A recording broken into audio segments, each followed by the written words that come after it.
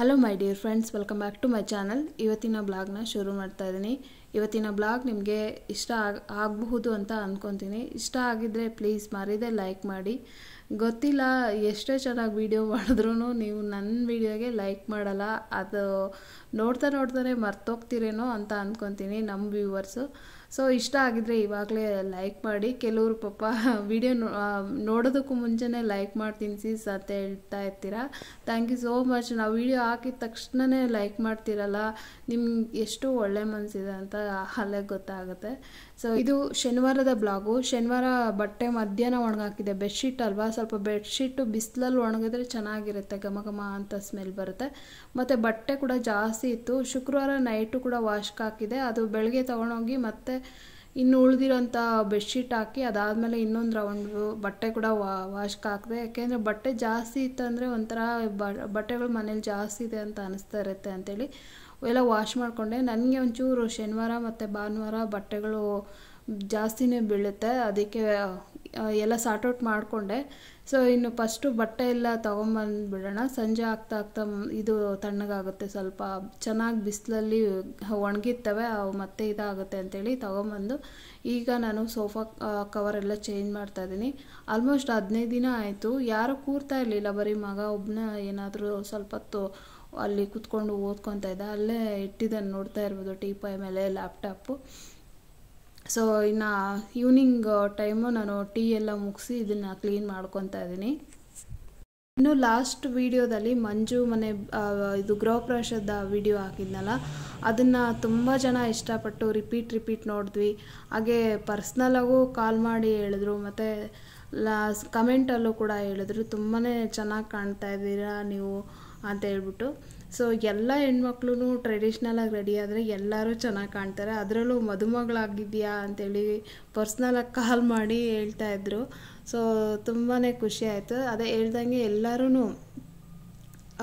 ಎಲ್ಲ ಹೆಣ್ಮಕ್ಳು ಟ್ರೆಡಿಷ್ನಲಾಗಿ ರೆಡಿ ಆದ ಯಾವುದೋ ಒಂದು ಫಂಕ್ಷನ್ಗೆ ರೆಡಿ ಆಗ್ತೀವಿ ಅಂದರೆ ಎಲ್ಲ ಹೆಣ್ಮಕ್ಳು ಆಗಿರ್ತಾರೆ. ವಯಸ್ಸಾದವರು ಒಂಥರ ಕಳೆ ಆಗಿರ್ತಾರೆ, ಮಧ್ಯದಲ್ಲಿ ಇರೋರು ಒಂಥರ ಕಳೆ ಇರ್ತಾರೆ, ಇನ್ನು ಟೀನೇಜ್ ಬಂದಿರೋ ಹುಡುಗಿರು ಒಂಥರ ಕಳೆ ಇರ್ತಾರಲ್ಲ ಹಾಗೆ. ಸೊ ಹಾಗೆ ಸುಮಾರು ಜನ ಸ್ಯಾರಿ ಕೂಡ ತುಂಬ ಚೆನ್ನಾಗಿತ್ತು ಪದ್ಮ ಅಂತ ಫೀಡ್ಬ್ಯಾಕ್ ಕೊಡ್ತಾಯಿದ್ರಿ. ಥ್ಯಾಂಕ್ ಯು ಸೋ ಮಚ್ ಎಲ್ಲರಿಗೂ, ನೀವೆಲ್ಲ ಕಮೆಂಟ್ ಮಾಡಿದವರೆಲ್ಲರಿಗೂ. ಹಾಗೆ ರಿಪೀಟ್ ವಿಡಿಯೋ ನೋಡಿದವರೆಲ್ಲರಿಗೂ ಥ್ಯಾಂಕ್ ಯು ಸೋ ಮಚ್. ನನಗೂ ಕೂಡ ತುಂಬ ಇಷ್ಟ ಆಯಿತು. ನಾನು ವಿಡಿಯೋನ ಸೇವ್ ಮಾಡಿ ಇಟ್ಟಿದ್ನಲ್ಲ, ಸೊ ಅಪ್ಲೋಡ್ ಮಾಡೋದಕ್ಕೆ ಆ ವಿಡಿಯೋನ, ಅದೇ ಮಂಜು ಮನೆ ಗೃಹಪ್ರವೇಶದ ವಿಡಿಯೋನ ಎಷ್ಟು ಸಲ ನೋಡಿದ್ದೀನಿ. ನೋಡಿದಷ್ಟು ನೋಡಬೇಕು ಅಂತ ಅನ್ನಿಸ್ತಾಯಿತ್ತು. ಮತ್ತು ನಾನು ತಮ್ಲೈಲ್ಗೆ ತಗೊಂಡಿದ್ದ ಏನು ಫೋಟೋ ಎಡಿಟ್ ಮಾಡಿದ್ನಲ್ಲ, ಆ ತಮ್ಲೈಲ್ ಫೋಟೋ ಕೂಡ ನಂಗೆ ತುಂಬಾ ಇಷ್ಟ ಆಯಿತು. ಅದನ್ನು ನಾನು ಫೋಟೋ ಫ್ರೇಮ್ ಮಾಡಿಸ್ಬೇಕು ಅಂತ ಮಂಜು ಕೂಡ ಹೇಳಿದೆ. ಸೊ ಅಷ್ಟು ಇಷ್ಟ ಆಯ್ತು. ನನಗೆ ಗೊತ್ತಿಲ್ಲದೆ ನನ್ನ ಕೈಯಾರೆ ಫೋಟೋಸ್ ಅಷ್ಟು ಚೆನ್ನಾಗಿ ನಾನು ಎಡಿಟ್ ಮಾಡಿ ತಮ್ಲೈಲ್ಗೆ ತೊಗೊಂಡಿದ್ದೆ. ಸೊ ಮಂಜಿಗೆ ಅದನ್ನೇ ಹೇಳಿದೆ, ತಮ್ಲೈಲ್ ತೊಗೊತೀನಿ, ಅದನ್ನು ಫೋಟೋ ಫ್ರೇಮ್ ಮಾಡಿಸ್ತೀನಿ ಮಂಜು ಅಂತ ಹೇಳ್ಬಿಟ್ಟು. ಸೊ ಮತ್ತೆ ಇನ್ನು ನಮಗಿಬ್ರಿಗೂ ಗೊತ್ತಿರೋ ಫ್ರೆಂಡ್ ಯೂಟ್ಯೂಬರ್ ಕೂಡ ಮಂಜು ಮನೆ ಗೃಹಪ್ರವೇಶಕ್ಕೆ ಬರಬೇಕಾಗಿತ್ತು. ಸೊ ಸಮ್ ರೀಸನ್ಸ್ ಅವ್ರಿಗೆ ಬರೋದಕ್ಕಾಗಲಿಲ್ಲ. ಬಂದಿದ್ದಿದ್ರೆ ತುಂಬಾ ಚೆನ್ನಾಗಿತ್ತು. ಮತ್ತು ಅದು ಯಾರು ಅಂತಂದರೆ ಲಾಸ್ಟು ಪ್ರೀವಿಯಸ್ ವಿಡಿಯೋದಲ್ಲಿ ಮಂಜು ಹೇಳಿದ್ರಲ್ಲ, ಶ್ವೇತಾ ಶಿರೂರ್ ಬ್ಲಾಗ್ಸ್ ಅಂತ. ಸೊ ಅವರು ಶ್ವೇತಾ ನನಗೆ ತುಂಬಾ ಅಂದರೆ ಸ್ವಲ್ಪ ಜಾಸ್ತಿ ಕನೆಕ್ಟ್ ಅಂತ ಹೇಳ್ಬೋದು. ಹೆಂಗೆ ಅಂತಂದರೆ ನಾವು ಕೂಡ ದಾವಣಗೆರೆಯಲ್ಲೇ ಇದ್ದಿದ್ದಲ್ವಾ, ಅವರು ಕೂಡ ದಾವಣಗೆರೆಯವರು, ಅವ್ರು ಹುಟ್ಟಿ ಬೆಳೆದಿದ್ದೆಲ್ಲ ದಾವಣಗೆರೆನೇ.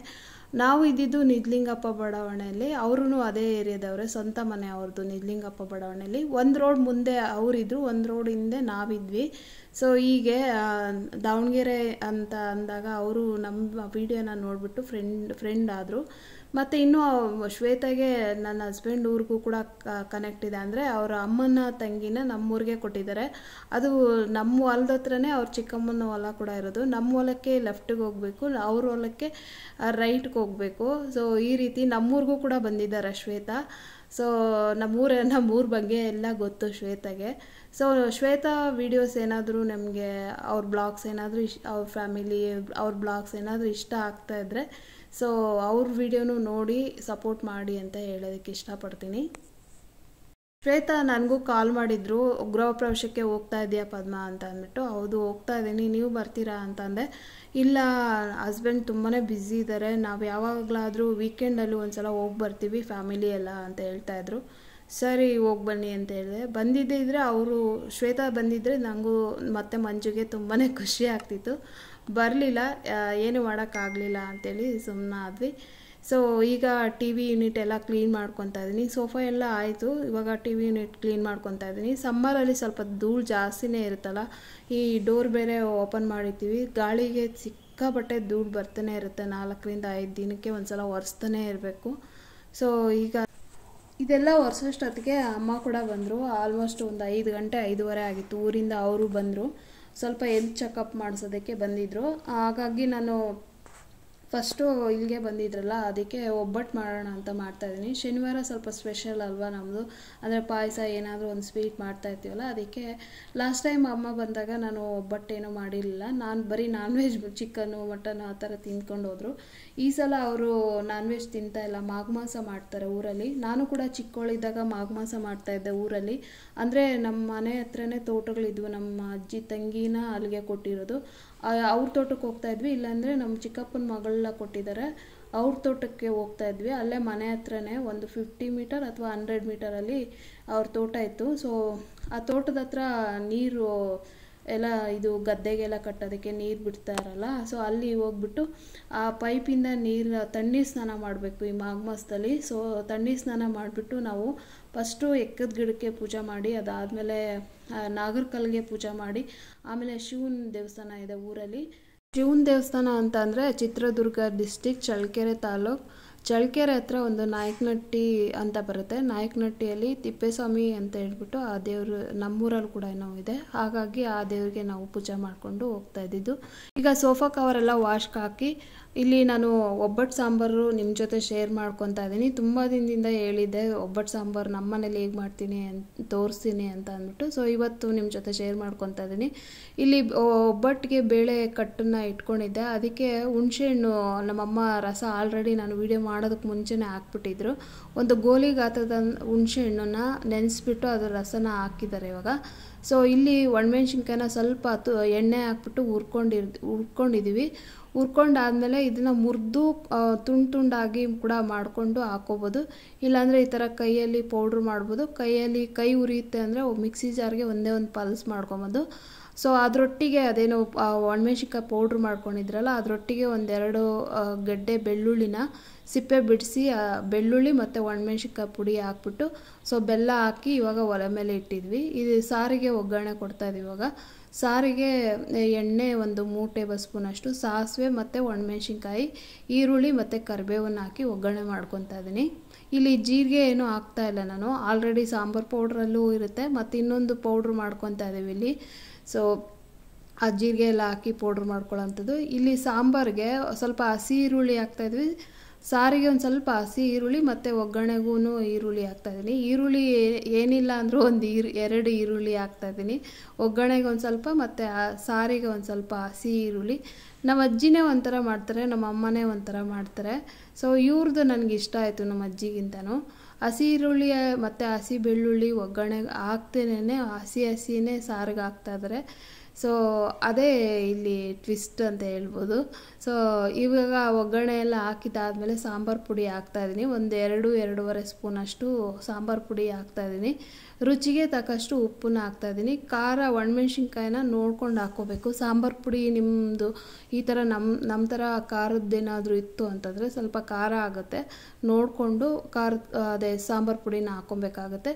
ಸಾಂಬಾರು ಪುಡಿ ಹಾಕಿ ಉಪ್ಪು ಹಾಕಿ ಚೆನ್ನಾಗಿ ಮಿಕ್ಸ್ ಮಾಡಿ ಸಣ್ಣ ಉರಿಯಲ್ಲಿ ಸಾರು ಕುದಿಯೋದಕ್ಕೆ ಇಟ್ಟಿದ್ದೀನಿ. ಈಗ ಇಲ್ಲಿ ಒಂದು ಪೌಡ್ರ್ ಮಾಡ್ಕೊಳ್ಳೋದಕ್ಕೆ 1/4 ಟೀ ಸ್ಪೂನಷ್ಟು ಜೀರಿಗೆ ಮತ್ತು 4 ಲವಂಗ, 4 ಚಕ್ಕೆ. ಇದು ಸಾಂಬಾರಿಗೆ ಒಳ್ಳೆ ಆರಾಮ ಕೊಡುತ್ತೆ, ಅದಕ್ಕೋಸ್ಕರ ಇದನ್ನು ಹುರಿದು ಪೌಡ್ರ್ ಮಾಡಿ ಸಾರಿಗೆ ಸೇರಿಸ್ತಾ ಇದ್ದೀವಿ ಇವಾಗ. ಆಮೇಲೆ ಇಲ್ಲಿ ಹಸಿ ಕಾಯಿ ತುರಿನ ರುಬ್ಬಿ ಕೂಡ ಹಾಕ್ಕೊಬೋದು ಆ ಪೌಡ್ರೊಟ್ಟಿಗೆ, ಇಲ್ಲ ಅಂತಂದರೆ ಹಾಗೆ ಕೂಡ ಸಾರೊಟ್ಟಿಗೆ ಹಾಕ್ಕೊಬೋದು. ಸೊ ನಾನಿವಾಗ ಆಲ್ರೆಡಿ ಬೆಲ್ಲ ಕೂಡ ಹಾಕಿದ್ದೆ. ಇಲ್ಲಿ ಏನು ಹೂರಣ ಕೂಡ ಹಾಕ್ಕೊತಾ ಇದ್ದೀನಿ. ನೋಡ್ತಾ ಇರ್ಬೋದು, ಇಷ್ಟು ಹಾಕಿದ್ರೆ ಸಾಕಾಗುತ್ತೆ. ಜಾಸ್ತಿ ಸ್ವೀಟ್ ಅಂತ ಅನಿಸಲ್ಲ. ಸೊ ಬೆಲ್ಲ ಕೂಡ ನೋಡ್ಕೊಂಡು ಹಾಕೋಬೇಕು. ಸಾರು ಒಬ್ಬಟ್ಟು ಸಾಂಬಾರು ಸ್ವಲ್ಪ ಸ್ವೀಟ್ ಆದರೆ ಅಷ್ಟೊಂದು ಚೆನ್ನಾಗಿರಲ್ಲ. ಸೊ ಹೂರಣ ಎಲ್ಲ ಹಾಕಿ ಅದನ್ನು ಒಂದು 10-15 ನಿಮಿಷ ಸಿಮ್ಮಲ್ಲಿ ಕುದಿಸ್ಕೊಂಡ್ರೆ ಸಾರು ರೆಡಿ ಆಯಿತು ಅಷ್ಟೇ. ಬಿಸಿ ಬಿಸಿ ಅನ್ನ ಜೊತೆ ಚೆನ್ನಾಗಿರುತ್ತೆ. ನಮ್ಮ ಊರಿನ ಸ್ಟೈಲು ತೋರಿಸಿದ್ದೀನಿ. ಇಲ್ಲಿ ನಾನು ಹೋಳ್ಗೆ ಮಾಡಲಿಲ್ಲ. ನಮ್ಮ ಅಮ್ಮಂಗೆ ಮತ್ತು ಅವತ್ತು ಶನಿವಾರ ಅಜ್ಜಿ ತಾತಂಗೂ ಪೂಜೆ ಮಾಡ್ತೀನಲ್ವ, ಅವ್ರಿಗೂ ಕೂಡ ಫೋಟೋದ ಮುಂದೆ ನೈವೇದ್ಯಕ್ಕೆ ಇಡ್ಬೋದು ಅಂತೇಳಿ ಕಡುಬು ಮಾಡಿದ್ದೀನಿ. ನಮ್ಮ ಅಜ್ಜಿಗೂ ಕಡುಬು ಇಷ್ಟ, ನಮ್ಮ ಅಮ್ಮಂಗೂ ಅಷ್ಟೇ. ಹಾಲು ಹಾಕ್ಕೊಂಡು ತುಪ್ಪ ಹಾಕ್ಕೊಂಡು ಕಲಿಸ್ಕೊಂಡು ತಿಂತಾರೆ ಅವರು.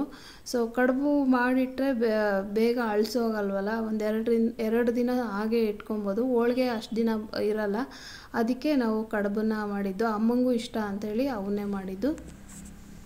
ಇದು ನಮ್ಮನೆ ಒಬ್ಬಟ್ಟು ಸಾಂಬಾರು ಫ್ರೆಂಡ್ಸ್, ಇನ್ನೇನಿಲ್ಲ, ತುಂಬಾ ಈಸಿ.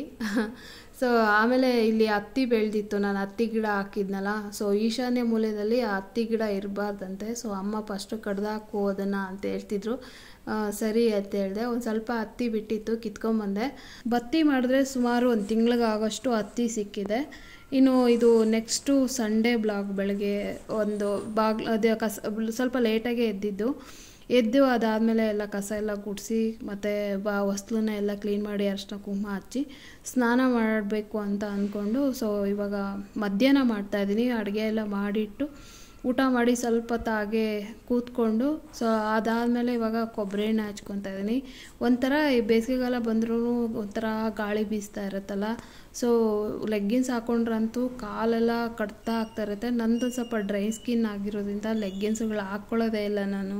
ಈ ಚಳಿಗಾಲ ಆಗಿರ್ಬೋದು ಮತ್ತು ಬೇಸಿಗೆಗಾಲ ಆಗಿರ್ಬೋದು ಹೆಚ್ಚಾಗಿ ನಾನು ಲೆಗ್ಗಿನ್ಸ್ ಯೂಸ್ ಮಾಡಲ್ಲ. ಯಾಕೆಂದರೆ ಸ್ಕಿನ್ ಉಸಿರಾಡಬೇಕಲ್ಲ, ಹಾಗಾಗಿ.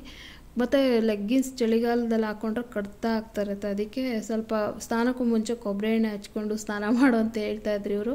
ಮತ್ತು ಕೊಬ್ಬರಿ ಎಣ್ಣೆ ಹಚ್ಚೋದ್ರಿಂದನೂ ಒಳ್ಳೇದಲ್ವಾ, ರಿಂಕಲ್ಸ್ ಕಡಿಮೆ ಆಗುತ್ತೆ. ಇನ್ನೂ ಎಷ್ಟೋ ಹೆಂಗಂತ ಅನ್ನಿಸ್ತಾ ಇರುತ್ತೆ ಯಾವಾಗಲೂ ಕೊಬ್ಬರಿ ಎಣ್ಣೆ ಹಚ್ಕೊಳ್ಳೋದ್ರಿಂದ. ರಿಂಕಲ್ಸ್ ಇಲ್ಲ ಅಂದರೆ ಏಜ್ ಆಗಿದೆ ಅಂತ ಅನಿಸೋದೇ ಇಲ್ಲ. ಸೊ ಹಾಗೆ ಇವರು ನನ್ನ ಹತ್ರ ಮಾತಾಡ್ಕೊತ ಇದ್ದರು. ಅಂದರೆ ಮಹಾಭಾರತ ಸೀರಿಯಲ್ ನೋಡ್ತಾಯಿದ್ರು. ಕುಂತಿ ಯಾದವರು ಅಂತ ರೇಗಿಸ್ತಾಯಿದ್ರು. ಗೊತ್ತಿರೋ ವಿಚಾರನ ಎಷ್ಟು ಸಲ ಹೇಳ್ತೀರಾ ಹೋಗಿ ಅಂತ ಹೇಳ್ತಿದ್ದೆ. ಸುಮ್ಮನೆ ಅವರು ಹಾಗೆ ರೇಗಿಸ್ತಾಯಿದ್ರು. ಕುಂತಿ ಯಾದವ್ರ ಕಣೆ, ಯಾದವರು ಅಂತ. ಸರಿ ಹೋಗಿ ಅಂತ ಹೇಳಿದೆ. ಸಾರಿ ಅಂತೇಳಿ ಅವರು ಮೇಲ್ಗಡೆ ರೆಸ್ಟ್ ಮಾಡೋದಕ್ಕೆ ಹೊರಟರು. ಇನ್ನು ಇದು ಸೋಮವಾರದ ಬ್ಲಾಗು. ಒಬ್ಬರು ನೀವು ಹೂವನ್ನ ಅಷ್ಟು ದಪ್ಪವಾಗಿ ಕಟ್ತಿರಲ್ಲ ಸ್ವಲ್ಪ ವೀಡಿಯೋ ಮಾಡಿ ಅಂತ ಹೇಳ್ತಾಯಿದ್ದೆ. ಸೊ ಮಂಗಳವಾರ ಪೂಜೆಗೆ ನಾನು ಸೋಮವಾರ ಎಲ್ಲ ಹೂವನ್ನ ಕಿತ್ಕೊಂಡ್ಬಂದು ಇವಾಗ ಕಟ್ತಾಯಿದ್ದೀನಿ. ಈ ಥರ ಹೂವನ್ನ ಕಟ್ಟೋದು ನಾನು. ಅಂದರೆ ಹತ್ರ ಎಳ್ಕೊಂಡು ನಾಟ ಹಾಕ್ಕೊಬೇಕು, ಆವಾಗ ಚೆನ್ನಾಗಿ ಹಾರ ಥರ ಬರುತ್ತೆ. ಸೊ ನಮ್ಮಮ್ಮನ ಊರು ಅಂದರೆ ನನ್ನ ತವ್ರ ಮನೆ ಕಡೆ ಹೂವು ಕಟ್ಟೋದು ಇದೇ ರೀತಿಯೇ.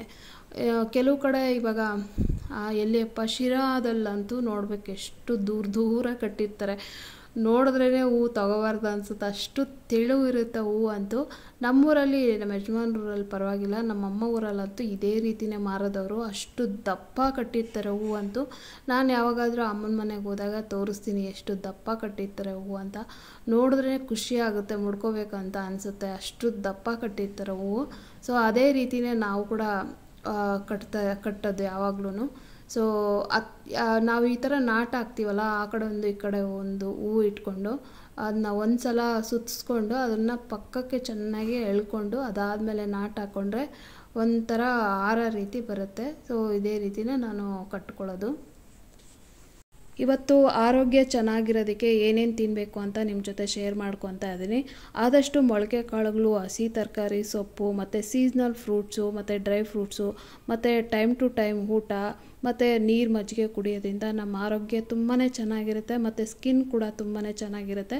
ಮತ್ತು ನೀವು ನನಗೆ ಒಬ್ಬರು ಮೊನ್ನೆ ಕಮೆಂಟ್ ಮಾಡಿದರು, ಸೊ ನೀವು ಯಾವ ರೀತಿ ಮೇಕಪ್ ಮಾಡ್ಕೊತೀರಾ ಅಕ್ಕ ತೋರಿಸಿ ಒಂದ್ಸಲ ಅಂತ ಅಂದ್ಬಿಟ್ಟು. ನಾನು ಏನೂ ಮೇಕಪ್ ಮಾಡಲ್ಲ.